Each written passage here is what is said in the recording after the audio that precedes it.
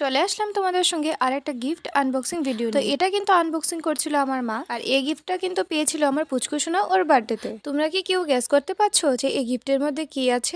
আমি কিন্তু একটু একটু গেস করতে পারছি, তবে জানি না যেটা গেস করছি সেটা শিওর হবে কিনা। তো দেখো, গিফটে কিন্তু ছিল একটা ফটো ফ্রেম, আর এটা কিন্তু পুচকুসোনার ফটো ছিল, সঙ্গে আমাদেরও ফটো ছিল। এটাও কিন্তু দিয়েছিল আমার মামা, মানে আমাদেরকে যে মামা ফটো ফ্রেম দিয়েছিল অ্যানিভার্সারিতে, সেই মামাই কিন্তু পুচকুসোনাকেও কিন্তু এই গিফটটা দিয়েছে। আর এই গিফটটা কিন্তু ভীষণই সুন্দর ছিল, আর আমি কিন্তু সঠিক গেস করেছিলাম। চলে আসলাম তোমাদের সঙ্গে আর একটা গিফট আনবক্সিং ভিডিও। তো এটা কিন্তু আনবক্সিং করছিল আমার মা, আর এই গিফটটা কিন্তু পেয়েছিল আমার পুচকুসোনা ওর বার্থডেতে। তোমরা কি কেউ গেস করতে পারছো যে এই গিফটের মধ্যে কি আছে?